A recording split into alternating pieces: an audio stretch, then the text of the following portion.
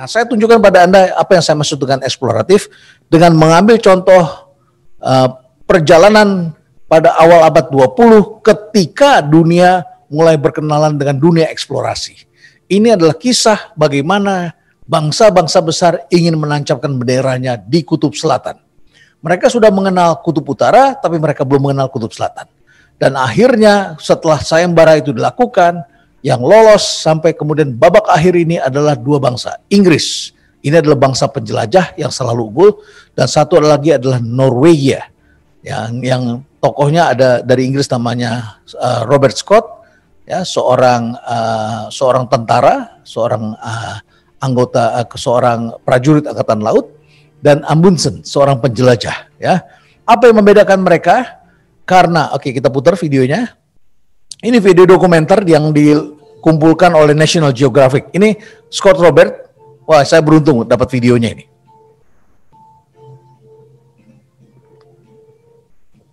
Pause dulu.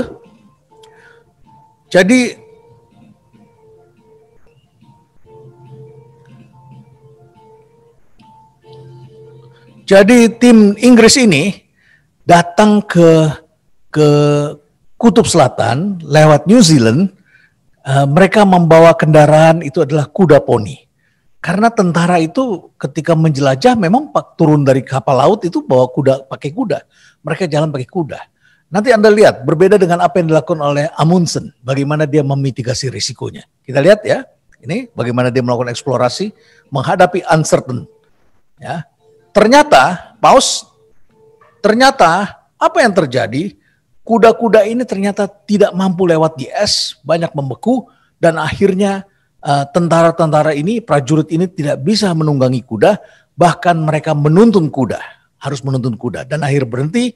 Dan sebagai prajurit, tendanya Robert Scott ini, Robert Falcon Scott adalah terpisah, karena dia adalah seorang kapten yang dihormati, prajuritnya terpisah. Jadi dia tidak bisa mendengarkan keluhan dari anak buahnya, tidak bersama-sama dengan anak buahnya. Nanti Anda lihat berbeda dengan apa yang dilakukan oleh Jack Ma. Kita lihat sekarang yang dilakukan oleh Amundsen. Kita lihat ya. Ini akhirnya prajurit Inggris masih harus menyeret sendiri, ya, bawa sendiri. Ini adalah Norwegia. Amundsen, ya, dia lewat tempat ini, kemudian dia menuju Antartika. Dia bawa anjing husky. Kenapa? Pause dulu.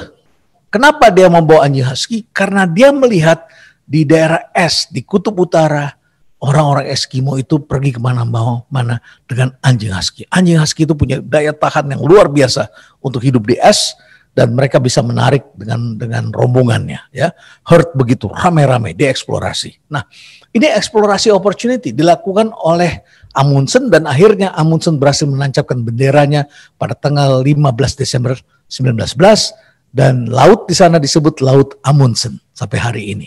Oke, menuju Antartika disebutnya begitu. Akhirnya tim Norwegia ini berhasil menancapkan bendera dan pertama sampai di sana. Oke, lanjut.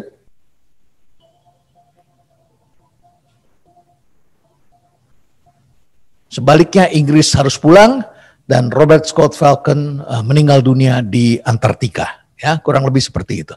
Oke, ini contoh eksplorasi lain. Saya sangat senang dengan video ini. Ini sering saya putar, mudah-mudahan Anda belum lihat ini. Coba kita lihat bagaimana kedua anak ini melakukan eksplorasi, melihat opportunity. Anda lihat, pause dulu. Ya, coba ulangi sekali lagi. Ya, jadi ini kita lihat terjadi proses pertukaran. Pause, Anda lihat. Pause, ya. Lihat siapa yang melakukan, yang memulai inisiatif. Yang memulai inisiatif adalah anak yang mempunyai bola, ya. Modal dia bola. Lalu kita lihat untuk apa dia menukar dengan pesawat terbang.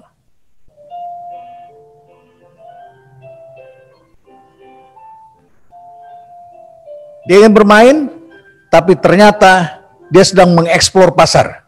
Dia tukar lagi dengan ban. Untuk apa? Sebagian kita berpikir pasti dia mau berenang. Dengan siapa? Kemungkinan besar dengan ini pacarnya katanya. Pacar masa kanak-kanak. Ternyata yang terjadi adalah dia jual ban itu. Dia nggak punya uang, dia ingin sesuatu. Apa yang dia inginkan? Dia ingin konsumsi sesuatu. Rupanya dia pengen makan di satu restoran siap saji, dan kemudian dia lihat lagi, ternyata dia perlu balik modal di sini.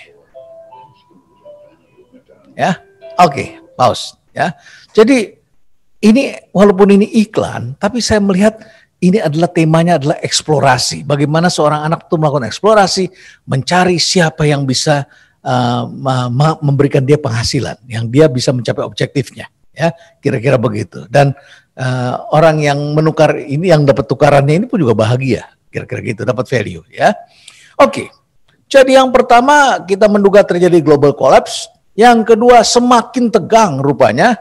Ini lanjutannya nih antara China dengan Amerika. Wah, ini rupanya tegang ini. Ya, coba kita putar filmnya nih. Ya, coba kita lihat ini apa yang terjadi dengan ya kita lihat ya, oke. Dengan ya, apa yang terjadi dengan Bryan Adams. We are waiting for the Canadian rock icon's response this morning to accusations of racism over his social media post on COVID-19. Thanks to some expletive bat-eating, wet market animal selling, virus-making greedy bastards, the whole world is now on hold. Fans on his side are going, yeah, Bryan Adams, he's speaking for us. So it justifies this racist hatred against Chinese. President Trump has repeatedly identified COVID-19 as Chinese. I would like to begin by announcing some important developments in our war against the Chinese virus. Pause. And to pick up on Jadi Anda lihat itu ya, Bryan Adams saja membuat statement seperti itu di Facebooknya sehingga memicu kontroversi ya, dan akhirnya Anda bisa melihat apa yang terjadi ya, menimbulkan reaksi-reaksi keras ya. Oke, masih jalan suaranya oke? Ya, oke. Yuk jalanin lagi. Ya. Anda lihat akhirnya orang ke bawah semua. Tadi dipicu juga oleh Donald Trump. Racism in the time of pandemic. A young woman wearing a mask is attacked in the subway station. An elderly woman is chased by a seorang perempuan tua yang masih pakai topeng juga jadi korban bully. Ini juga ada assault di kereta api. Ini ada seorang pria keturunan Tionghoa dari Singapura juga menjadi korban bully di kota London. Banyak sekali cerita-cerita seperti ini ya. Jadi kalau 911 itu banyak yang sasarannya adalah warga keturunan Arab atau berwajah Arab, berwajah Timur Tengah dan simbol Muslim, tapi sekarang terjadi juga pada ini diskriminasi ras pada kelompok China seperti ini ya. Jadi terjadi seperti ini. Ketegangan ini terjadi. Oke, back sebentar ya.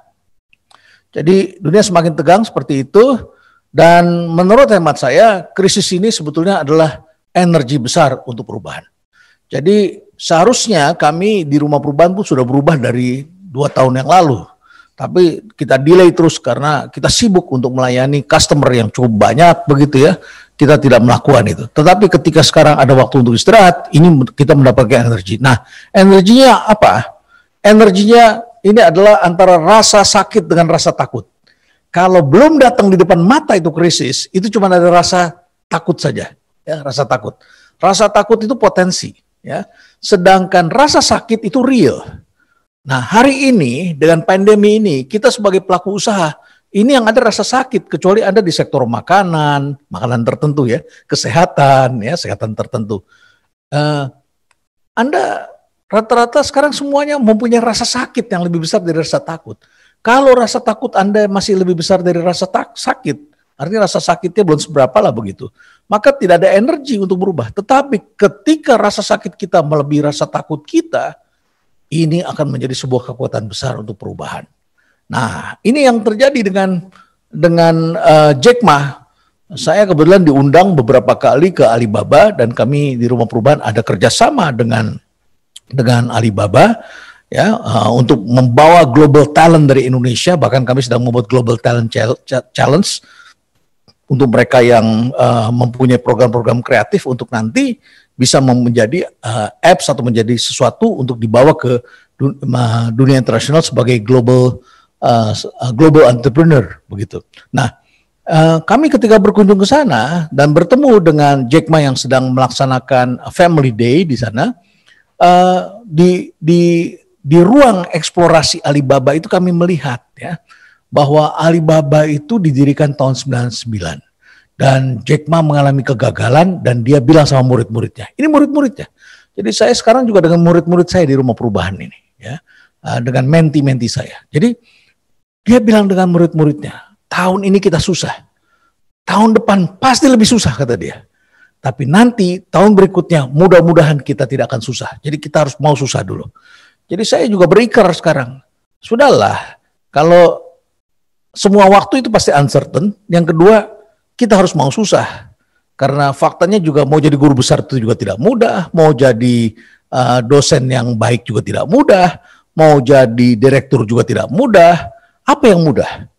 Ya, semakin tinggi pangkat yang Anda mau capai, nggak ada yang mudah. Anda mau usaha juga tidak mudah pasti. Ya.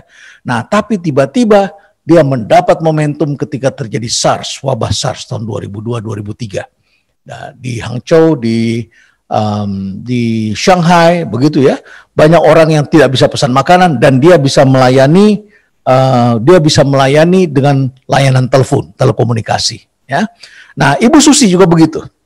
Ibu Susi ini punya pesawat ini, ya, dia bawa untuk mengambil ikan hidup karena ikan itu kalau ikan asin ikan murah, ikan segar ya sudah mati, harganya masih kalah dengan ikan hidup. Dia cari lobster, dia cari ikan hidup ke berbagai pulau-pulau kita dengan menggunakan pesawat ini. Ya. Tapi ternyata begitu dia mau masuk ke Aceh terjadi tsunami dan kemudian dia robah haluannya katanya untuk menjadikan program humanitarian. Ya. Nah, ketika melakukan program humanitarian itulah dia kemudian menemukan banyak sekali volunteer internasional dan lokal yang tidak bisa terbang karena tidak ada pesawat.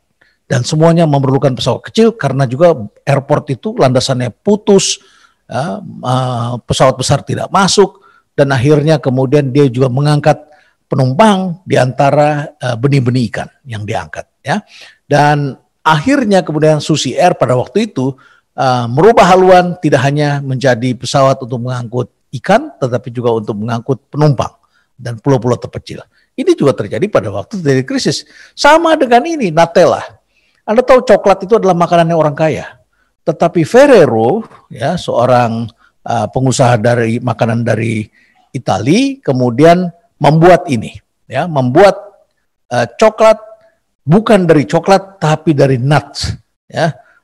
Dari hazelnut. Saya kalau makan ini kemungkinan besar saya kena asam urat ini karena nutnya terlalu kuat. Ya. Nah, tapi ada coklatnya tidak banyak. Ya. Nah, dulu ini sebenarnya adalah cara murah untuk menyajikan rasa coklat kepada mereka yang tidak bisa beli coklat. Tapi sekarang kita lihat Nutella ini harganya mahal. Ya, diminati oleh kelas menengah ke atas. Ini tahun 46, tidak lama setelah Perang Dunia Kedua. Dan juga dihasilkan juga peanut butter, ya, peanut butter. Jadi peanut butter itu dibuat untuk memberikan protein kepada mereka yang tidak beruntung karena tidak mempunyai akses terhadap protein. Ya, maka kemudian diberikan protein nabati, ya, berupa kacang itu. Demikian pula jelly itu dari ampas wine sebetulnya dibikin. Jadi kalau kita perhatikan, ini memang disrupsi ini. Saya perlu waktu sekitar 5 menit lagi Pak Yongki, ya. Nah, jadi setelah saya perhatikan, memang pelopornya semua tadinya adalah UKM.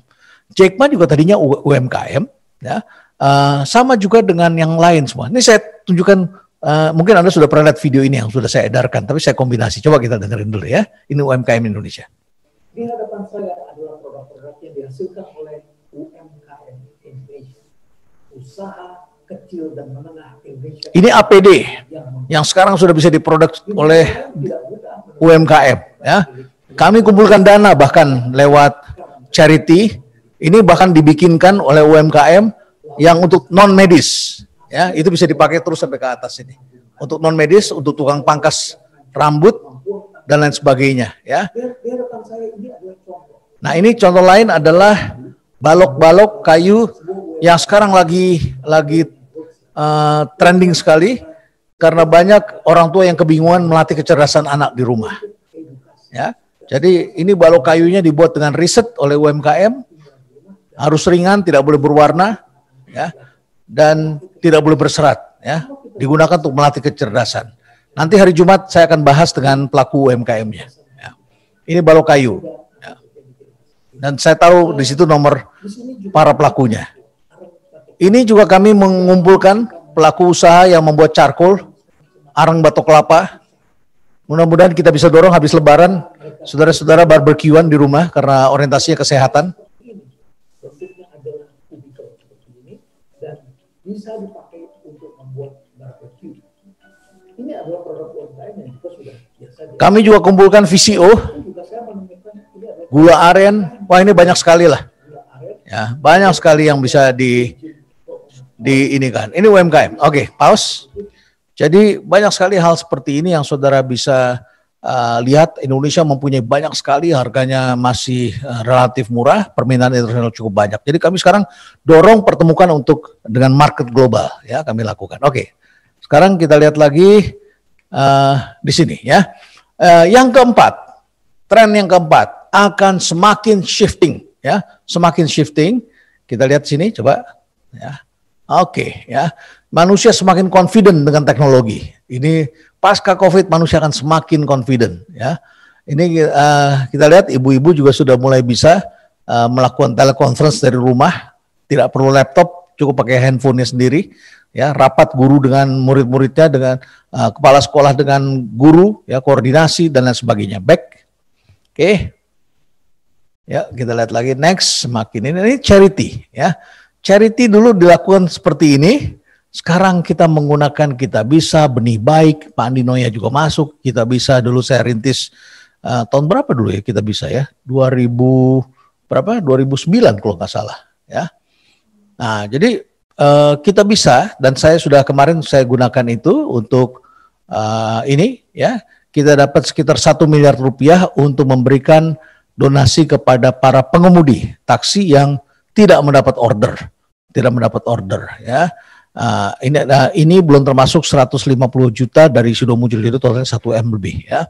Kemudian ini kami sedang melakukan ini, kami membeli APD, ya. Kenapa APD? Karena APD juga bisa dibuat oleh UMKM. Jadi jangan hanya dari perusahaan besar saja, jangan hanya dari import saja, ya. Nah, yang dibuat UKM banyak sekali sudah mempunyai surat license dari Kementerian Kesehatan. Sekarang kami bantu belikan dan cari donasinya karena banyak sekali klinik yang belum dapat APD. Ya, banyak klinik. Mereka bisa mengambilnya di rumah perubahan dari donasi saudara-saudara. Kalau saudara-saudara mau ikut donasi silahkan, ya. Oke, ini contoh ya di Kitabisa, saudara bisa lihat itu. Kemudian yang eksis itu apa? Yang eksis adalah mereka yang memiliki kecerdasan menggunakan teknologi, ya. Ini yang disebut dengan technological intelligence tadi. Oke, ada videonya, ada ininya, coba diklik, ya. Hyperlinknya. Oke, ini kita lihat ya. Sekarang sudah digunakan gamifikasi untuk pengetahuan dan kecerdasan, ya. Jadi pendidikan militer sudah pakai game saat ini, ya. Engineering sudah mulai pakai. Latihan untuk masak, food and beverage, kesehatan, kedokteran, ya, urban planning. Wah, ini banyak sekali yang sudah menggunakan. Ini ada sebuah berita menarik, beberapa tahun yang lalu ada seorang anak usia 10 tahun berhasil menyelamatkan keluarganya ketika neneknya mengantar dia bersama dengan adiknya ke sebuah tempat supermarket yang menjual mainan anak-anak, dan di perjalanan si nenek yang sedang menyetir di highway tiba-tiba mendapat serangan jantung. Dan penyelamatnya adalah anak ini, dia dianggap hero. Kenapa begitu? Karena tiba-tiba dia ambil kemudi dan dia setir, dia selamatkan mobilnya. Dan dia berhasil pinggirkan, berhenti, dan kemudian dia telepon 911 dan kemudian selamat keluarganya. Nah, pada waktu itu diberi penghargaan dan televisi heboh, kok bisa anak 10 tahun? Kamu bisa nyetir, belajar mobilnya dari mana? Ternyata belajarnya dari Mario, ya, dari game Mario begitu, ya. Ternyata mainan juga bisa untuk melatih kecerdasan anak-anak, bisa menggunakan sesuatu. Ini contoh lain, sejumlah akademisi ya di Washington State University ini menggunakan game untuk melakukan kompetisi karena profesor-profesor tidak berhasil memutus mata rantai dari suatu virus ya, dan ternyata yang bisa DNA-nya ini bisa dipangkas, dirubah oleh para mahasiswa yang biasa main game. Ini beritanya, coba kita dengarkan. University of Washington created a video game that put gamers to the challenge to break down the blocks of the age-like proteins by using a set of online tools. And this was a competition, folks. The closer the gamers were to a correct answer, the higher the score. Now, scientists say that the key to solving this problem is the use of both computer and human judgment, something computer software in the scientific community had not been able to do. It's a medical breakthrough that scientists here in New Orleans have been following closely. Take a look. Ya, oke. Jadi kita sudah lihat seperti ini ya, bagaimana ini bisa digunakan ya. Oke, kita lihat lagi di sini. Ini yang lain lagi, coba kita lihat ya. Jadi yang paling penting itu adalah sebetulnya adalah eksplorasi terhadap skill masa depan ya. Oleh karena itu kami di Rumah Perubahan sekarang juga membuat sesi-sesi baru yang berbeda. Karena ini outbreak berdatang bersamaan dengan yang disebut dengan disrupsi tadi. Strategy is about leadership in the future, but strategy is not about what you have to do in the future. Different capabilities, different structures, different processes. This is the central strategic challenge. Bahkan different people, manusia yang diperlukan ke depan.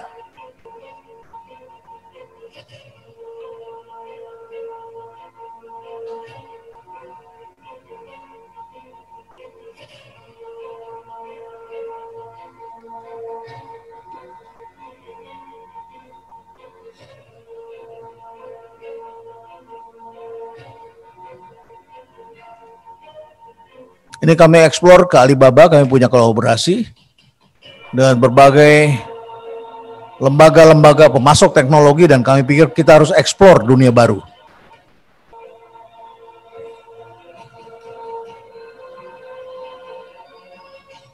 Transformasi itu harus ada pada 3 area ya. Transformasi organisasi, bisnis, dan teknologi. Di dalam organisasi itu termasuk adalah di dalamnya adalah manusia, kurang lebih seperti itu. Coba slide tadi yang saya minta. Jadi saudara-saudara, saya mempunyai 20 kriteria. Nanti kalau saudara berkesempatan, kita bahas pada kesempatan lain ya. Ini ada 20 poin, tapi saya baru bisa membahas baru sampai ke berapa ini? Ke-5 begitu ya. Nah, oleh karena itu maka sebagai penutup Pak Yongki, ya, saya kira yang perlu dipahami adalah bahwa kita ini selama ini berada di zona nyaman begitu ya. Coba di zona nyaman mana yang ada lingkaran-lingkarannya. Selama ini kita di zona nyaman begitu. Nah, dari zona nyaman itu kita juga harus bergeser. Nah, keluar dari zona nyaman itu ya. Dan dari zona nyaman itu biasanya kita cenderungnya ya kalau kita lifestyle, kita menikmati pertumbuhan, kita konsumsi yang biasa, kita berpikir tidak akan terjadi lagi hal-hal yang tidak kita duga begitu ya. Itu adalah seperti ini. Dan jangan lupa orang yang nyaman itu ketika diceritakan ada shifting, ketika diceritakan ada yang baru begitu, mereka selalu mengecil-ngecilkan, dikecil-kecilkan, bukan itu ya, menyangkal. Dan jangan lupa itu juga ada nyinyirnya di situ. Kebanyakan kita yang berpengetahuan nyinyir ya. Padahal pengetahuan yang tadi saya bilang the best ya. Sementara after COVID ini the future yang sebagian sudah terjadi sebetulnya, sudah bisa kita lacak. Untung ada teknologi. Coba bayangkan kalau tidak ada teknologi digital, ya, tidak ada shifting, Anda bisa bayangkan apa yang terjadi. Nah, dari sini biasanya manusia begini Pak Yongki, jadi fear atau panic. Caranya adalah apa? Borong beras, borong toilet paper, borong perabotan kantor, ya. Kemudian manusia jadi sensitif, ya, boros dan lain sebagainya. Nah, harusnya kita keluar, masuk lagi ke berikutnya. Nah, kalau kita sudah bisa lebih sadar, ya mudah-mudahan setelah ikut webinar ini, saudara masuk ke learning zone, ya. Anda mulai adapt, invest, Jangan takut investasi. Ya, kalau produk UMKM beli aja nggak apa-apa supaya masyarakat tertolong, ekonomi jadi membaik. Kita mencegah terjadinya hal-hal yang kita tidak inginkan. Kalau orang tidak bisa hidup, wah celaka juga itu, tidak punya pendapatan ya. Kita mulai eksplorasi dan punya komitmen-komitmen baru. Nah, nanti baru kita masuk lagi ke tahap berikutnya yang disebut dengan growth. Habis itu balik lagi ke convert pasti. Kira-kira begitu, Pak Yongki. Barangkali ini sebagai pengantar dulu. Nah, kalau di sini menurut saya kita sudah mulai masuk ke dalam era yang lebih susah. Ya, saya nggak takut masuki segala yang susah, karena bagi saya jarang sekali hal yang gampang. Saya sekolah juga susah, jadi guru besar juga susah. Ya, saya sekolah berangkat ke Amerika juga tidak mudah. Tapi sekali saya bisa pegang Grab di sana, saya akan terus dengan mudah begitu ya. Hari ini pun saya ternyata masuk ke zona berikutnya, ya susah-susah gampang lah ya, karena ya tabungan sedikit-sedikit tentu ada begitu ya. Tetapi yang paling penting adalah selama orang percaya sama kita, waduh itu suatu kebahagiaan besar. Saya kira itu modal kita untuk keluar dari zona kepanikan ini. Kira-kira begitu Pak Yongki. Ya, saya kembalikan Pak Yongki. Tepuk tangan untuk Saudara Yongki. Terima kasih. Terima kasih. Saya tepuk tangan buat Pak Yongki. Tepuk tangan buat Prof dong. Luar biasa. Ya, luar biasa Prof gitu. Waduh, ini kalau dengar cerita ini Prof ini storyteller yang luar biasa Prof. Itu yang diperlukan di zaman sekarang ya kan. Oke, Prof. Nah, ini kita sudah kumpulkan penanya-penanya. Hadiahnya adalah buku-buku profesor yang kita KBC sudah siapkan gitu loh. Oke, jadi penanya udah mulai banyak. Nah, mudah-mudahan ini saya bisa launching satu persatu di sini gitu loh. Prof, ini dalam zaman kayak begini sudah banyak PHK. Jadi ini pengusaha menanyakan ya, untuk memulai lagi gimana ya Prof? Nanti ini mungkin setelah PSBB selesai, hal-hal apa yang saya mesti persiapkan dengan perubahan-perubahan ini, dan yang penting adalah PHK saya sudah PHK semua dia bilang gitu loh. Ini mulai lagi susah dia bilang. Nah ini saya rasa inilah gambaran banyak sekali dari pengusaha-pengusaha Indonesia yang sekarang Prof. Mau nggak mau karena cash flow negatif mereka harus mulai rumahkan dulu, dan terakhir ya udah PHK di sini gitu loh. Jadi mereka lagi mencari satu pegangan gimana untuk bisa membuka kembali nih usahanya di sana gitu loh. Yang simpel-simpel mungkin Prof bisa dikasih tipsnya. Ya, yang melakukan PHK ada dua pihak. Yang pertama adalah pihak yang benar-benar sudah negatif termasuk tabungannya negatif. Ya, tapi juga ada yang tabungannya masih banyak, uangnya masih banyak. Ya, sebetulnya ya kalau misalnya 2 bulan aja, mestinya tabungan masih ada gitu, orang tertentu begitu ya. Tetapi mereka panik karena tidak tahu juga akan berapa lama. Saran saya jangan lakukan PHK dulu, potong dulu gajinya 50%. Toh mereka tinggalnya di rumah, kerja dari rumah, istirahat di rumah, tidak ada uang transport dan sebagainya. Banyak kos bisa diputus. Kasih 50% dulu lah. Ini kan juga mengamankan. Kenapa? Karena rekrut baru lagi tidak mudah. Karena mulai lagi dari awal, setup cost itu mahal sekali. Jadi saran saya kalau mau lakukan PHK, lebih baik potong 50%. Ya bila udah parah sekali 75%. Ada juga orang yang masih mau kok seperti itu. Tapi sepanjang kita bisa biayai, saran saya kita biayailah ya. Jadi kita mulai saja dengan seperti itu. Nah, kalau saudara mau lakukan juga, pertahankan key people. Jangan potong ototnya. Potong lemak boleh, buang lemak boleh. Saya juga selama COVID ini buang lemak banyak nih Pak Yongki. Ketemu berapa lama yang lalu saya masih, wah ya, berapa bulan yang lalu saya masih banyak nih Pak Julian Hu nih. Badan saya lebih besar dari sekarang. Berotot gitu, ya Pak ya. Wah, yang saya buang lemaknya yang saya buang begitu. Ya, saya minta bantuan orang, kasih tahu saya dong saya mesti makan apa. Buang lemaknya. Lemak sih nggak apa-apa. Tapi kalau otot saya potong, ya, saya operasi, saya nggak bisa menulis, saya nggak bisa berjalan, celaka itu. Jadi orang-orang utama yang key people jangan Anda korbankan ya. Ajak ngomong aja, saya juga ajak ngomong kepada staf saya, kalau terjadi berlarut-larut saya nggak bisa nih. Udah saya ancam, tapi last minute nggak jadi juga saya lakukan itu begitu ya. Ya gitulah kita manusia, karena kita harus punya moral intelligence, kita harus punya itu ya. Sepanjang kita punya tabungan, lakukan itu karena itu penting sekali ya. Gitu Pak Yongki. Ya, setuju. Oke, ini bagi penanya tolong nanti yang menanyakan pertanyaan tolong hubungin kita lagi ya, karena ini nggak ada namanya. Jadi untuk mendapatkan buku dari Profesor Renat Kasali ya, Shifting, dan buku yang terakhir adalah MO gitu loh, ya, yang paling top. Mana juga bukunya? nih. Coba sini. Mana bukunya ya. Prof, satu pertanyaan lagi nih. Kita lihat change. Oke. setiap waktu. Nah, itu dia bukunya. Oke, Shifting and MO di sini. Ya. Khusus tanda tangan Profesor Renald Kasali, ya, special edition. Saya tanda tangan langsung. Oke. Ya, silakan, Pak. Ya, so prinsipnya change, ya. Nah, jadi ada orang tua yang menanyakan, Prof, ini gimana change buat anak-anak muda ke depan, apa kira-kira, ya? Motor yang akan menjadi motor ekonomi kita Indonesia apa ke depan. Jadi mereka bisa kita giring ke sana, dia bilang, gitu loh. Mungkin ini cerita nanti di hari Jumat ya, Prof. Tapi mungkin ada kisi-kisi dulu di sini. Ya. Ya, jangan memasuki sesuatu yang sudah populer hari ini. Jadi kalau kita masuki sesuatu yang populer, saya kira kita akan kalah dengan orang yang sudah memeloporinya dari awal. Ya, saya lihat kawan saya ada yang ingin jadi seperti Deddy Corbuzier. Deddy Corbuzier itu perjalanannya 20 tahun dia. 20 tahun dia bisa menjadi seperti sekarang. Kita ikuti, kita jadi followernya cuma berapa begitu. Perlu waktu panjang, ya. Ada lagi orang yang pengen jadi YouTuber seperti yang lain. Jangan gunakan sepatunya orang lain, gunakanlah sepatu diri sendiri. Nah, satu. Yang kedua, ya, pekerjaan apapun menurut saya baik, asal jadi yang terbaik dalam bidangnya. Saya di Fakultas Ekonomi juga bukan masuk di jurusan yang paling apa itu ya disebutnya, paling berkilauan, paling diminati banyak orang. Saya ambil, pokoknya saya tanya, kenapa Anda nggak mau ambil jurusan yang saya ambil? Mereka bilang susah. Kok saya gampang, saya ngerti. Oh, tandanya kemungkinan besar nih bagi saya ini saya bisa pegang nih. Udah, saya nggak mau dengar orang bilang mau dibilang pinter, mau dibilang nggak pinter, mau dibilang bodoh. Saya tidak menjalankan karena ngikutin orang, tapi saya ngikutin suara hati saya dan saya ingin jadi yang terbaik di situ. Nah, jadi menurut saya ya, kalau Anda maksa juga pada bidang apa, bidang ke depan itu adalah bioteknologi.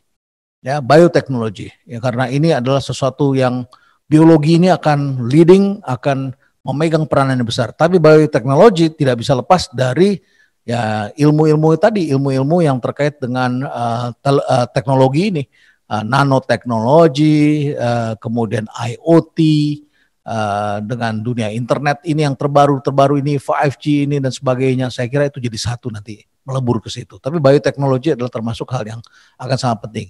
Indonesia kaya dengan kekayaan alamnya yang luar biasa, tetapi kekayaan nabatinya ini, kekayaan hayatinya ini luar biasa sekali. Jadi kita bisa ekspor di sana, Pak Yongki. Jadi saya kira post COVID orang akan sangat concern terhadap masalah kesehatan dan lingkungan. Itu poinnya.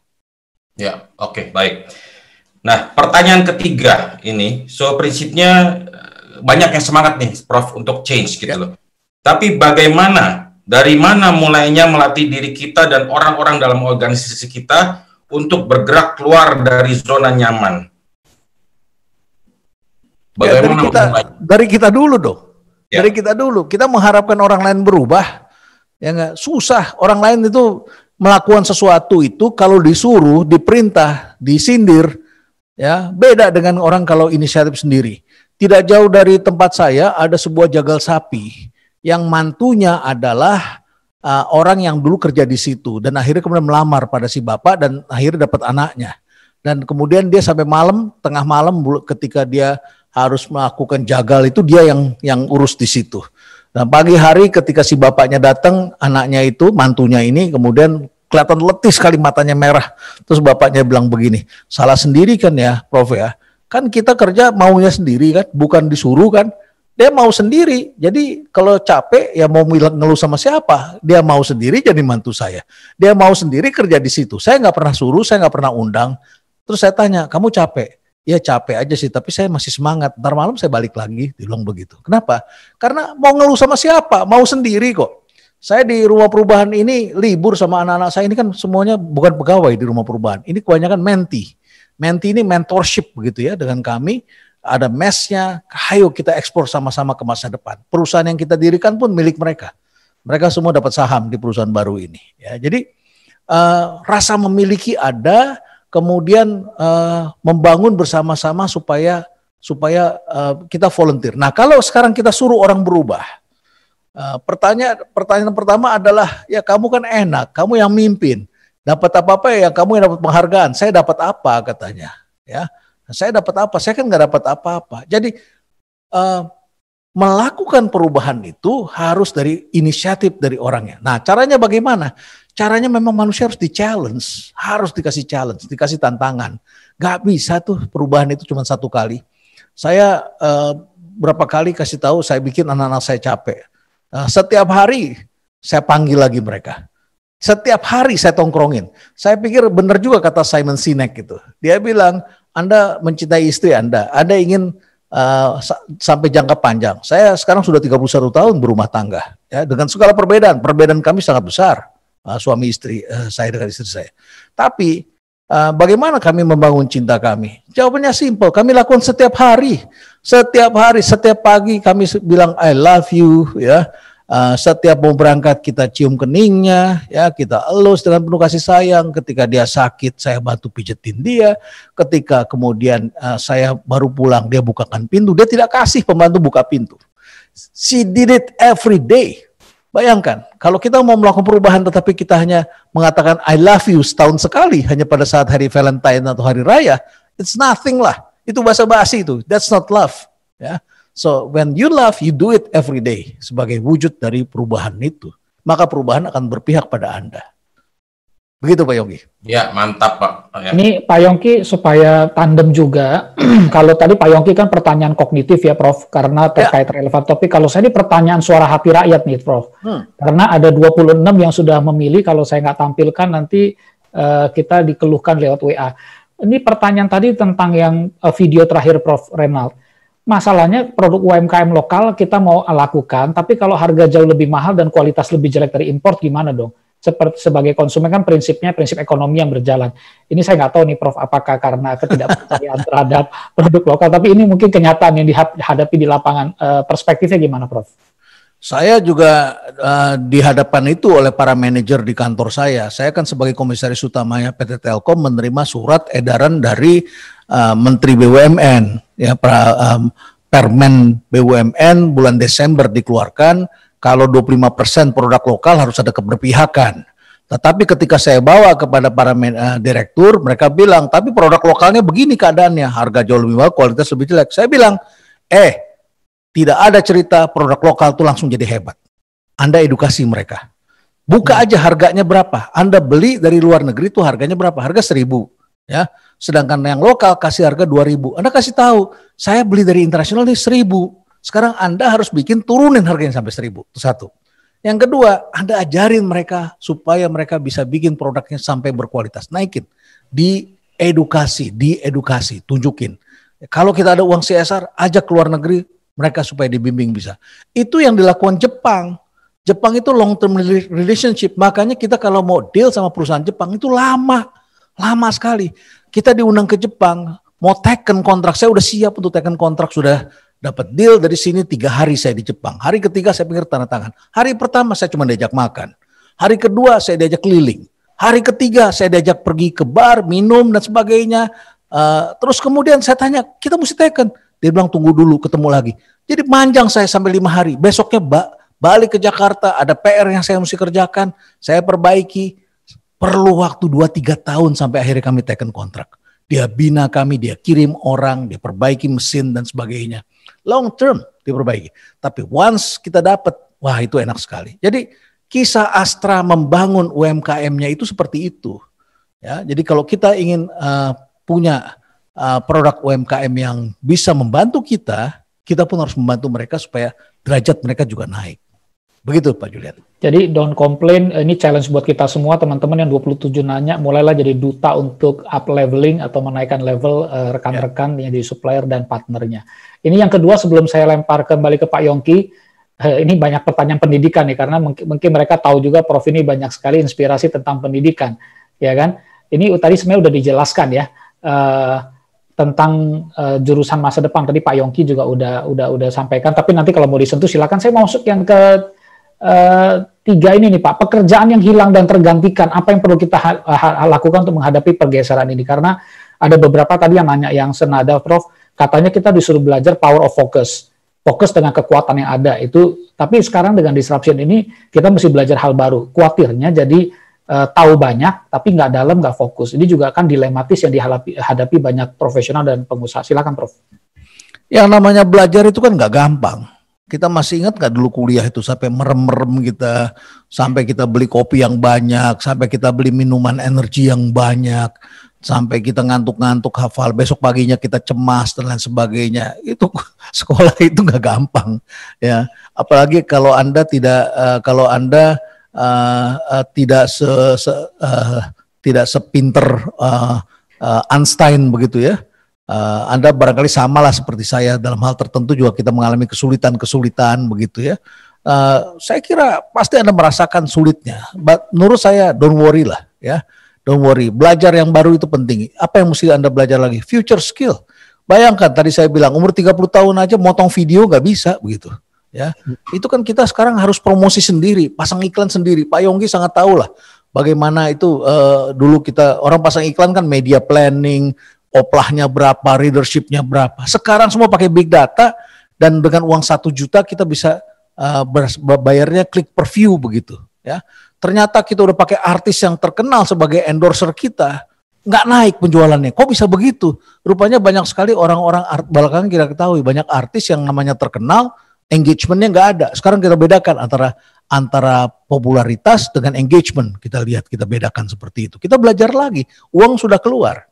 Jadi menurut saya a lot of things kita jatuh bangun ini, belajar tentang hal-hal baru.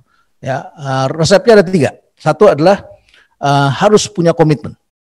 Kalau punya komitmen kita akan mulai pasti. Yang kedua harus konsisten. Kalau konsisten itu adalah jalan supaya kita bisa menyelesaikan. Yang ketiga itu adalah harus mau melakukan hal yang tidak mudah. Ya, harus mau melakukan hal yang tidak mudah. Dengan melakukan hal yang tidak mudah, ya kan banyak orang yang tidak bisa ngikutin kita. Ya, jadi itu saya kira rumus untuk kita belajar lagi hal-hal baru yang disebut the future skill, hal-hal baru. Oke, terima kasih Prof. Pak Yongki.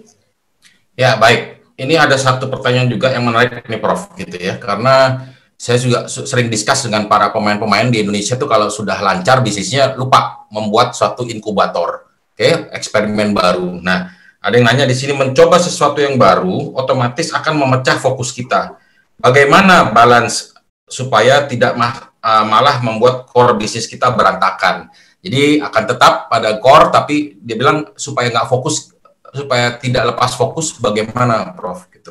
Tetap bisa eksperimen. Saya diajarkan oleh guru saya, mentor saya, Prof. Dorojatun Kuncoroyakti, yang dulu pada waktu saya masih berkutat di kampus, bolak-balik dia tanya sama saya, lu ngapain sih? Dia bilang begitu ya. Ngapain aja. Ketika saya nulis di koran tulisan saya jelek, kemudian diperbaiki begitu sama dia. Ini bahan kalau mau ambil di ruangan saya. Itu di kertas yang tumpuk-tumpuk koran itu kalau ada berita-berita bagus, dia klasifikasikan, dia sobek, saya dikasih bawa dan dia nggak pernah tagih lagi ke saya. Dan akhirnya saya bisa membuat tulisan-tulisan menjadi lebih baik begitu ya. Nah, Dorojatun itu, Pak Dorojatun, Prof. Dorojatun mengajarkan saya sesuatu yang penting. Dia bilang begini, lo kalau mau sukses dalam bisnis, ya coba lihat itu cara orang sukses itu gimana. Yang orang kalau lihat orang miskin itu cari makannya pakai tangannya sendiri katanya. Terus orang kaya itu cari makannya pakai tangan orang lain katanya. Jadi lu harus pakai tangan orang lain kata dia, gitu kan? Jadi saya mikir-mikir bener juga ya. Saya nggak boleh pakai tenaga sedikit. Ya, saya perhatikan beberapa kawan saya yang perusahaannya maju adalah karena dia punya tenaga profesional. Kalau kita nggak mampu bayar tenaga profesionalnya mahal, didiklah yang di dalam. Jadi kita punya banyak orang. Saya di rumah perubahan ini 145 orang, Pak Yongki. Gimana saya nggak ketakutan di masa pandemi ini, nggak ada duit, nggak ada pendapatan ini. Betul. Saya sangat takut, Pak, dan sakit gitu loh. Sakit sekali karena saya nggak tahu ini berapa bulan ke depan begitu ya. Betul. Jadi saya berpikir, aduh, tapi kan saya melihat saya punya security, tenaga keamanan yang jaga di sini begitu melindungi saya 12 orang. Masa mereka sih saya mau korbankan? Kan nggak mungkin kan? Ya, mereka selama ini menjaga kerja sampai malam, ada 3 shift, jagain saya. Sekarang jagain teman-teman di sini. Ya. Jadi saya sekarang harus kerja lebih keras lagi. Faktanya saat ini saya kerja lebih keras lagi, Pak Yongki. Siapa bilang era pandemi kita bisa work from home, kita menjadi lebih santai? Enggak. Jam segini aja dari pagi nih Pak Yongki. Saya jam 6 udah olahraga, udah jalan, tadi udah berkeringetan. Jam segini Pak Yongki masih suruh saya kerja, gitu kan? Saya kerjain begitu loh. Sambil bercanda-bercanda sebelum mulai tadi gitu, bercanda gitu ya. Nah, kita menghibur diri kita dengan tawa-tawa kecil begitu ya. Jadi menurut hemat saya ya itu, kita harus berani invest, libatkan orang lain. Ketika saya mulai pakai uang tabungan saya, istri saya cemberut dulu. Tapi begitu dia lihat jadi bagus, dia ikutan, dia bantuin saya. Jadi ya kita kerja sama-sama lah begitu ya. Jadi gunakan tangan orang lain, dan menurut saya itu adalah hal yang mulia, melibatkan banyak orang lain, bikin orang lain sejahtera, bikin orang lain jadi tambah pinter. Begitu. Ya. Ya, ini masih ngejar lagi pertanyaan Prof. Renald yang tadi terkait saya dan Pak Yongki. Ada yang masih ngejar lagi, Prof. Kalau saya berani keluar dari core kompeten saya, seperti yang ditantang oleh Prof. Renald, bagaimana mengecilkan resikonya? Mungkin ini pertanyaannya gini, supaya jangan sampai disalahin nih Pak, nanti besok Pak Prof. Renald, gara-gara abis ini semua keluar dari core kompeten, coba hal baru dan gagal. Jadi, ada yang berkata conventional wisdom memang masih ada, tetapi juga kalau sudah yang titik timing kita bilang relevan, nggak relevan, dan mereka sudah berani terima terbuka untuk hal baru, untuk mengecilkan resiko. Ini pertanyaannya nih Pak. Ya, yang pertama jangan ikut-ikutan. Ya, jangan ikut-ikutan. Yang paling bahaya itu orang keluar karena ikut-ikutan. Ya, satu ikut-ikutan. Yang kedua, sudah ikut-ikutan, diikutin lagi yang sedang populer. Rumus orang beli saham itu adalah beli saat harganya murah, jual pada saat harganya tinggi. Orang yang bodoh itu membeli saham ketika semua orang lain seneng, tiba-tiba sudah dapat untung, dia ikut-ikutan beli. Harga sudah tinggi, ya setelah itu turun lagi kan begitu. Jadi kita jangan masuk ke dalam sesuatu yang sangat populer, sesuatu yang sudah jadi, terus kemudian kita mencoba bertarung di sana. Carilah kita sesuatu yang benar-benar kita masuk dan bisa kita handle, dan kita dapat kepercayaan di situ. Modal terpenting manusia, dan sudah saya buktikan, kepercayaan. Anda boleh lebih pintar dari saya, tapi Anda nggak bisa jadi direktur, nggak bisa jadi komisaris, nggak bisa jadi pembicara, nggak bisa jadi apa kalau nggak dipercaya begitu. Sekali kepercayaan hilang, seorang yang sangat terkenal pun akan gone begitu ya. Jadi mau usaha apapun, Anda harus punya namanya kepercayaan. Nah kalau kepercayaan, usaha, Anda ketok pintu, dibukain pintu begitu. Anda ngomong sama orang, dia percaya sama kita, dia beli, bukan cuma beli, dia rekomendasikan sama orang lain begitu. Jadi itu kuncinya, dapat kepercayaan. Kepercayaannya di mana? Orang lihat kita tuh orang apa begitu. Nah, saya cari kemarin ketika saya mau ekspor arang batok kelapa, charcoal itu, saya cari siapa tokohnya. Tokohnya ada di situ. Oh, saya pernah ketemu dengan almarhum X. Si ibunya masih ada. Dari si ibunya itu saya dikenalkan pada adiknya yang masih punya. Adiknya kemudian kenalkan lagi kepada teman-temannya. Karena percaya begitu. Karena kita sudah pernah berhubungan 30 tahun yang lalu. Saya nggak tahu kan 30 tahun yang lalu saya bisa berhubungan seperti ini. Karena hidup kita itu memang kita harus memberi begitu. Dan kita memberi, orang senang. Tapi kalau ketemu kita sudah bawaannya adalah kita pengen merampas, pengen ngambil, ya pasti orang menghindar dari kita. Jadi kita do something yang memang orang percaya sama kita. Itu yang mesti dibangun. Dari sekarang bangun kepercayaan. Oke, itu sedikit tips do and don'ts. Silakan Pak Yongki. Ya, satu pertanyaan nih, ada 6 orang yang menanyakan hal yang penting juga Prof gitu loh. Ya. So prinsipnya jika kita berusaha untuk menciptakan sesuatu yang baru, tapi kondisi sekarang kan banyak usaha yang terpuruk juga di sana. Jadi untuk investasi, inovasi seperti IT semua, nah ya ini sangat berat buat mereka. Nah gimana Prof? Gitu. Tapi saya ngelihat juga banyak perusahaan Indonesia yang juga berpikir untuk investasi di IT itu juga masih belum dipikirkan matang-matang. Nah, tips dari Prof apa Prof itu? Apa budget yang mesti disiapkan? Istilahnya apa ya? Juga mungkin tim ya seperti itu buat investasi 10 ataupun 20 tahun ke depan gitu loh. Karena tetap teknologi intelligence ya itu akan menjadi salah satu poros yang penting gitu loh. Sebetulnya ini materi nanti tanggal 30 saya bisa kasih ya, apa yang dilakukan oleh para pelaku usaha untuk masuk sana. Tapi begini, gambarannya gini ya. Pertama, bisnis di masa lalu dengan masa sekarang totally different. Dulu kalau kita usaha itu capex semuanya, capital expenditure. Harus punya tanah, harus punya gedung gitu ya. Harus punya mesin, datangnya ke bank karena kita punya surat tanahnya. Begitu kita beli mesinnya pun suratnya kita kasih ke mereka, mereka mau terima sebagai jaminan, kolateral. Tapi hari ini pelaku-pelaku usaha itu tidak masuk ke situ. Jadi modalnya tidak terlalu besar, dia mulainya dengan OPEX. Karena isinya semua adalah intangibles. Kalau dulu semuanya tangibles gitu. Sekarang intangibles, makanya nggak bisa ke bank, dan mereka tidak mau berhutang. Berutang itu berat ditagih. Makanya cari namanya orang-orang angel, cari angel yang mau ikut invest. Terus dia dapat apa? Dapat saham dong, dapat saham. Nah, mereka ketika akan membuat itu, mereka mau invest di kita, mereka taruh mentor buat kita supaya kita bersungguh-sungguh diawasin kita. Mentor itu bukan sekedar mentor biasanya dicari, itu coach.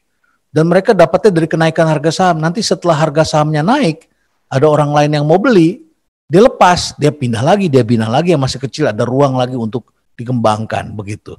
Jadi kita harus hitung kira-kira bisnis apa yang ada, bisnis modelnya yang sumber pendapatannya ada jelas gitu, bukan yang jual gelembung begitu ya. Tetapi adalah sesuatu yang benar-benar bisa kita tumbuhkan dan orang mau lakukan. Saya dengan anak-anak ini juga saya macam-macam. Teknologinya ketika bikin saya disodorin berapa? 2 miliar. Aduh, gua nggak punya duit segitu banyak. Takut saya bilang. Sekarang keluar ini apa? Tenaganya dia. Berapa? Sekian. Oke. Gimana kalau gua kasih saham? Lu ikut jadi pemilik deh, ikut jagain, saya bilang. Akhirnya dia join sama saya gitu. Jadi pemegang saham, ikut ngawasin dan ikut jaga teknologinya. Karena dia punya keahlian di teknologi. Begitu. Jadi kita akhirnya kolaborasi satu sama lain. Kita miliki sama-sama. Mindset saya bukan lagi teritorial. Kalau teritorial itu kan saya mikir ini sekotak ini, ruangan ini milik saya gitu. Sekarang saya harus punya orang keuangan yang benar-benar bisa diterima laporan keuangannya. Saya nggak sembarangan masukin kos saya ke situ. Karena kalau begitu saya masukin kos saya pribadi saya ke situ, dia teriak, pendapatannya, keuntungannya turun dan dia nggak percaya lagi sama saya. Jadi saya kolaborasi, saya masuk pasar internasional pun saya bekerja sama dengan rekan saya yang sudah mempunyai usaha di bidang logistik internasional. Jadi saya dengan cepat bisa masuk, saya tahu permintaannya apa dan sebagainya. Sisi saya supply-nya, karena saya kenal dengan orang-orang yang punya ikan di Muncar, saya punya nelayan di Banten sana yang bisa budidaya lobster dan lain sebagainya begitu ya. Jadi I know those people begitu. Nah, sedangkan kawan saya punya di sisi pasarnya begitu. Jadi kami akhirnya bisa melengkapi begitu. Tapi kalau dia sudah sempurna, dia punya supply demand, ya nggak ada ruang bagi saya untuk masuk. Tapi ketika kami punya kekurangan, dia punya kelebihan begitu ya, dan kami punya kelebihan yang dia nggak punya, kita bisa match sehingga cost kita turun, mitigasi risikonya tuh terasa di situ. Memulai hal yang baru harus diingat, 90% orang punya usaha yang baru, 90% itu fail, gagal. Jadi caranya adalah ya membagi risiko. Ya, siap. Oke. Prof, ini pertanyaan yang santai sebenarnya Prof gitu ya. Banyak orang sudah mendengar rumah perubahan. Saya juga udah lama nih nggak mampir ke sana gitu ya. Nah, mampir lagi ada perubahan apa nih dari rumah perubahan Prof? Apa yang kita bisa lihat perubahan yang luar biasa dan kira-kira kita bisa take advantage dari rumah perubahan yang baru ini? Ya, saya katakan tadi kami mempunyai 6 usaha baru gitu ya. Dan kami sekarang mempunyai usaha-usaha yang sekarang masuk ke sektor real begitu. Jadi saya tidak ingin lagi hanya sekedar menjadi konsultan, hanya menjadi seorang trainer begitu perusahaan kami. Ini kan training ini kan banyak yang berhenti ya, walaupun ada tetap menggunakan jalur seperti ini ya. Tetapi pendapatannya tidak besar sehingga kami juga harus mencari sumber-sumber pendapatan lain. Itu satu. Yang kedua, Mahir Academy ini kita jadikan platform besar. Bahkan kami sedang juga akan mendisrupsi universitas nantinya ke depan. Kami akan bikin universitas dengan pola baru yang benar-benar nanti merangsang ke future skill, akreditasinya harus internasional. Jadi saya perlu juga kayak Pak Yongki dulu saya minta ngajar di UI, saya minta juga nanti ngajar di universitas gaya baru kita. Mungkin teman-teman di sini juga kita bangun sama-sama lah begitu ya, untuk supaya masyarakat daerah terpencil juga bisa kuliah dengan baik lah begitu ya. Jadi hal barunya seperti itu. Kami juga membuat sebuah platform baru di bidang di bidang perikanan begitu ya.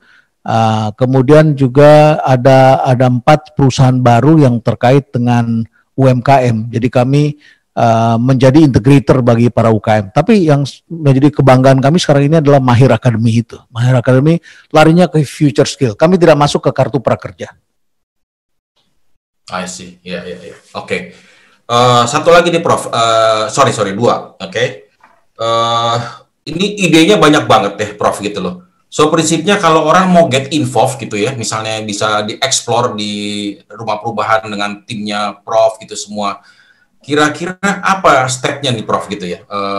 Think tank-nya seperti itu gitu loh. Mungkin mereka punya ide banyak, bisnis semua sana sini. Nah, gimana bisa mematangkan? Kan Prof punya banyak faculty member juga di sana, seperti itu gitu loh. Ya tentu kita atur pertemuan, tentu harus ada yang menyeleksi terlebih dahulu karena juga ada orang yang datang ngabisin waktu kita juga ada gitu ya. Ternyata ujung-ujungnya datang pengen foto begitu, terus setelah itu fotonya tunjukin ke teman-teman begitu. Ini kan abadnya abad seperti ini begitu ya. Yang janji datang 2 orang ternyata datang dengan rombongannya begitu. Rombongannya banyak semuanya, ngomongnya lama sekali padahal kita sudah ada jadwal berikutnya lagi, tamu sudah datang. Jadi saya perlu ada tim yang screening dulu, mau apa, tujuannya apa, kirim email ke kita atau kirim WA ke salah satu staf kami. Tadi ada yang disebut namanya Bunga, namanya Fatur begitu ya. Nanti kita share lah di PowerPoint yang dibagikan itu, nanti kita sebutkan nomor teleponnya begitu, nomor WA-nya. Nah itu dulu di screening apa gagasannya. Kalau ada hal yang kita bisa saling melengkapi. Ya, termasuk barangkali sosial. Kayak kemarin saya sebar-sebarin kemana-mana, minta sumbangan buat membeli APD buat UMKM begitu ya, dari UMKM untuk rumah sakit yang belum punya. Saya kirim ke kawan saya bilang, wah, saya bantuin anak saya dulu ya, anak saya lagi cari APD justru, dia bilang begitu. Saya kan malah gak enak dibilang begitu. Terus saya bilang, oh beneran anak kamu membutuhkan APD, gini deh. Nanti kalau ada APD yang ada yang menyumbang, saya juga nyumbang ke dia, gimana? Dia bilang, oh mau, malamnya udah langsung ketemu. 3 hari kemudian kami sudah mulai dapat uang berapa, kami beli dari UMKM-nya, kami tidak tunggu sampai uangnya lengkap, baru sebagian uangnya ada, kami belikan, kami kirim karena klinik itu sangat membutuhkan sekarang kan, bukan nanti begitu. Jadi bisa sinergi begitu. Apa yang bisa kita lakukan begitu. Jadi ya saya kira kita meminjamkan reputasi kita.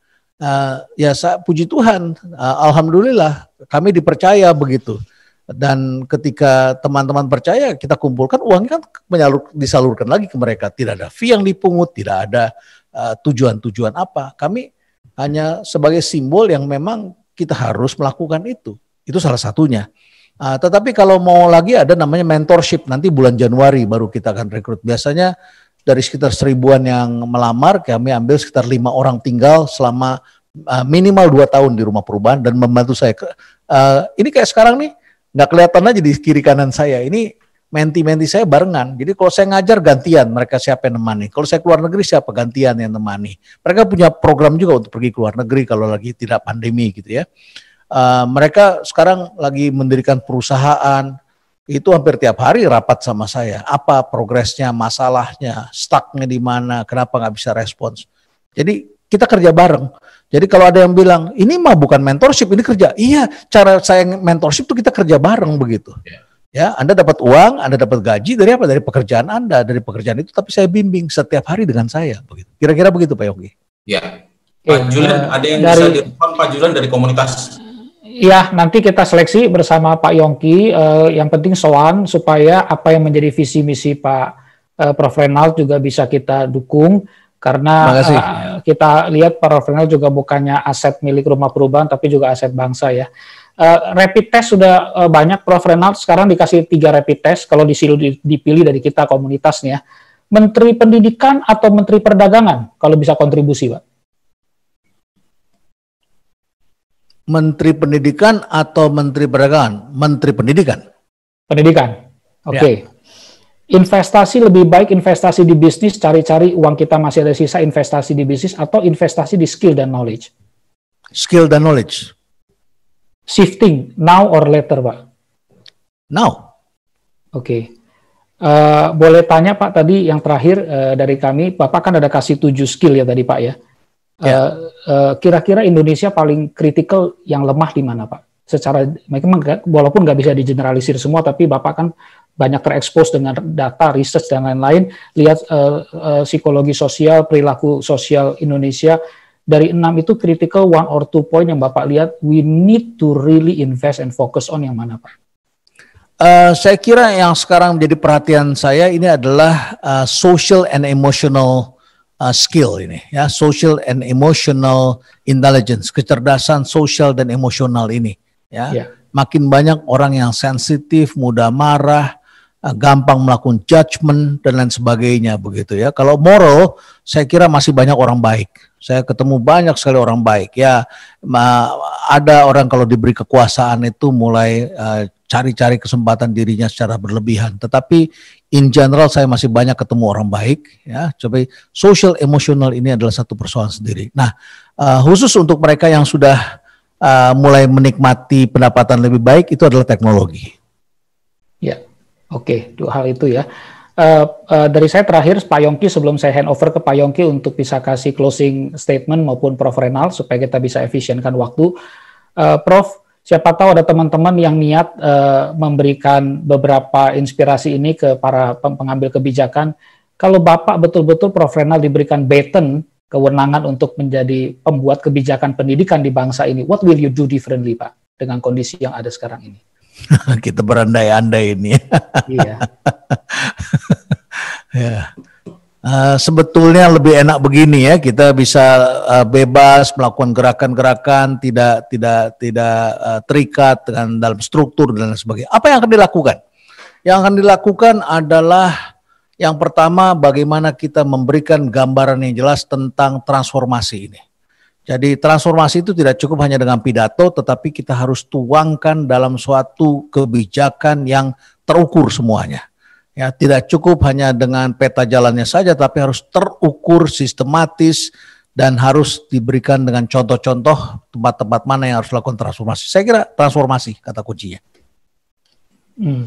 Oke, do differently-nya apa Pak? Kan semua orang juga, pasti semua orang pengen melakukan transformasi. Oh, saya ingin membawa ini ke arah masa depan, future. Ya, ini harus berorientasi kepada future. Ya, harus bersama-sama kita lakukan sesuatu yang baru, sesuatu yang benar-benar mengantarkan kita ke masa depan. Ya, sekarang saya melihat banyak sekali kita selalu berkilah untuk kembali ke masa lalu, cara berpikir masa lalu. Kita harus transformasi ke depan. Oke, future oriented. Terima kasih, Prof. Renal. Pak Yongki, silakan. Ya, saya rasa ini adalah jam-jam luar biasa ya dalam Zoom kita di sini. Ada hampir 1.500 orang ikut malam ini. So mudah-mudahan ini kita masih bisa mendapatkan ilmu banyak dari Prof gitu ya. Kalau nggak salah tadi Prof mengatakan tanggal 30 ya Prof ya, ada acara lebih detail lagi. Prof bisa jabarkan, jadi bisa ikut webinar dari Mahir Academy ya. Prof akan coba kami ada dua Pak Yongki, ya. Tanggal 30 itu adalah mengenai apa yang terjadi post-COVID nanti dan bagaimana cara pandang kita melihatnya seperti apa. Tapi hari Jumat besok itu adalah mengenai cara membangun kecerdasan anak. Jadi kalau Anda masih punya anak sampai usia SMP, ya, itu jangan lupa bukan hanya pengetahuan saja yang harus dibangun, tapi membangun kecerdasan itu penting. Jadi dengan alat-alat permainan edukasi yang lokal, itu bagaimana kita bisa membuat anak tidak bosan, tapi sekaligus dia mempunyai bangunan pemikiran dan dapat matematika, logiknya dapat, strukturnya dapat, artnya dapat, ya. Itu yang nanti kita akan berikan tanggal 8 hari Jumat besok, ya, Jumat siang. Tapi tanggal 30 itu adalah post-COVID, itu kita post-COVID live. Ya, untuk hari Jumat itu teman-teman semua di sini juga sangat-sangat penting. Saya pernah quote Prof punya cerita di situ di mana anak kita harus self-driving. Oke, jadi anak-anak kita tuh harus benar bukan penumpang, passenger, tapi yang drive gitu loh ya. Negara ini perlu driver. Anak-anak yang seperti MacGyver juga gitu loh, yang tidak pantang menyerah di sana. Saya rasa ini suatu malam yang ya Prof udah kelihatan lelah juga seharian ya, tapi yakinlah Prof ini benih-benih malam luar biasa. Jadi mudah-mudahan Indonesia akan bangkit ya, both ekonomi, edukasi dan juga masa depan yang luar biasa karena kita tidak punya waktu banyak banget ya Prof ya. So prinsipnya mudah-mudahan kita bisa bergerak cepat, pakai transformasi, pakai teknologi dan macam-macam. Kami dari tim KBC RISE mengucapkan banyak-banyak terima kasih ya kepada Prof. Jadi mudah-mudahan Prof tetap damai sejahtera dan dijaga kesehatannya juga. Ini rumah perubahan tetap dijaga oleh Tuhan ya agar bisa bangkit luar biasa di tengah-tengah COVID seperti ini gitu loh. Julian silakan untuk penutup terakhir. Terima kasih Pak Yongki dan Prof. Renald. Kita akan berharap nanti pertanyaan-pertanyaan yang sudah dijawab ini bisa ditelaah lagi. Kalau nanti Prof. Renald berkenan, ada bagian-bagian yang kita akan cuplik untuk kita tayangkan di YouTube komunitas untuk mereka bisa pelajari ulang. Nah, teman-teman, sekali lagi kita terus doakan juga Prof. Renald bisa menjadi mentor juga buat para pembuat kebijakan di bangsa ini, karena tidak perlu, seperti tadi Pak Prof. Renald bilang, struktur nggak terlalu penting, tapi kalau pengaruhnya ada, bisa melampaui struktur yang ada, itu juga akan bisa memberikan dampak. Semoga sekali lagi Rumah Perubahan bisa membawa pergerakan ini buat Indonesia. Terima kasih Prof. Renald dan semua menti-menti yang sudah membantu malam ini. Terima kasih doanya. Pak Daniel, Pak Sekar semuanya, Mbak Sekar semuanya. Saya kembalikan kepada MC kita, Bapak Tommy. Selamat malam. Ya, terima kasih. Pada akhirnya kami mewakili Kingdom Business Community. Kami mengucapkan banyak terima kasih sekali lagi kepada semua yang terlibat, kepada Prof. Renald, kepada Pak Yongki Susilo, Pak Julian, dan kepada semua teman-teman Kingdom Business Community yang ada di Indonesia, yang tersebar di banyak kota. Terima kasih untuk partisipasinya, dan jangan lupa subscribe, like, dan bagikan video-video yang ada di video-video yang menginspirasi yang ada di channel Kingdom Business Community. Terima kasih untuk kebersamaan malam hari ini. Semoga malam hari ini bisa membawakan banyak manfaat untuk kita semua. Terima kasih. Salam Kingdom Business Community. Tuhan memberkati.